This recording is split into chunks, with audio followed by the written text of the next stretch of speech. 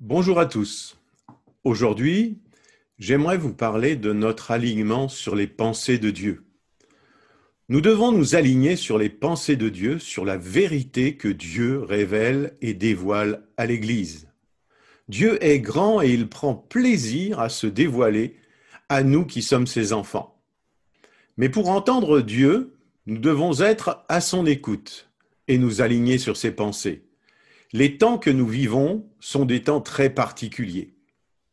Israël vient de célébrer la fête des trompettes. On sonne du chauffard ce jour-là, ce jour appelé Yom Teruah, le jour du son du chauffard. Le chauffard est un symbole de la relation spéciale qu'entretient Dieu avec le peuple juif. Le son de la trompette, Teruah, signifie selon sa racine le réveil. La fête des trompettes est la 5e fête commandée par Dieu et le 4e Shabbat annuel de repos et d'adoration. Aujourd'hui, elle invite le peuple de Dieu réparti aux 4 coins de la terre à un réveil spirituel, à aimer Dieu le Père, à accepter son Messie et à se préparer pour le jugement, lequel, pour les croyants, est l'absolution, l'expiation définitive de tout péché et l'accomplissement du salut éternel, alors que pour les incrédules, rebelles, elle est la condamnation à la mort et à l'extinction par le feu. Vous pourrez voir cela dans l'Apocalypse au chapitre 20, versets 14 et suivants.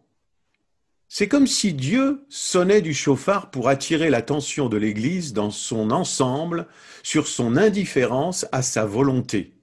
Dieu est amour, mais Dieu est justice et sa colère pourrait s'enflammer face à cette indifférence. Indifférence du monde et indifférence de l'Église. C'est un temps où Dieu nous dit « Venez participer à mon plan, venez participer à mes projets ». Mes frères, mes sœurs, nous sommes dans les derniers temps et nous avons besoin que la peau de nos outres soit souple, apte à être remplie de ces vérités, de ces révélations, de ces instructions concernant ces derniers temps. Le tout arrosé de sa parole qui doit remplir nos outres. J'aime cette image de l'apôtre Jean qui va poser sa tête sur la poitrine de Jésus.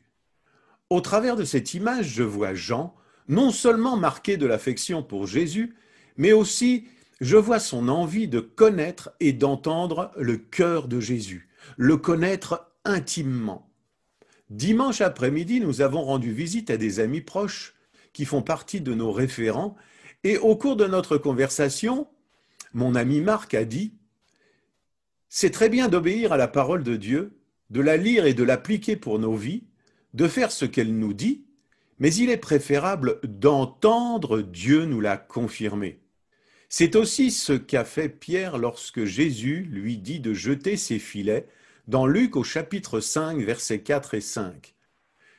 Il est dit, lorsqu'il eut cessé de parler, il dit à Simon, « Avance en pleine eau et jetez vos filets pour pêcher. » Simon lui répondit, « Maître, nous avons travaillé toute la nuit sans rien prendre, mais sur ta parole, je jetterai le filet. » Pierre a agi en appliquant ce que Jésus lui avait dit.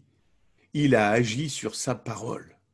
Est-ce que nous agissons suivant ce que le Seigneur nous dit en ce moment pour la direction de nos vies? Nous devons prendre du temps pour écouter Dieu nous parler distinctement et avoir l'attitude de Jean qui est vraiment la meilleure.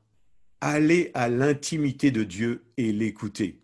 Écouter le cœur de Jésus battre pour pouvoir nous aligner sur la pensée de l'Éternel.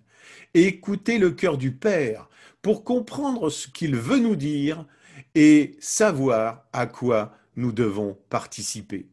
Mes frères, mes sœurs, les temps sont compliqués, mais le cœur de Dieu n'a pas changé. Il t'aime toujours, autant qu'avant, et il veut ton bien. Veux-tu le suivre? Alors imprègne-toi de sa pensée au travers de la parole, mais aussi écoute son cœur te parler. Amen.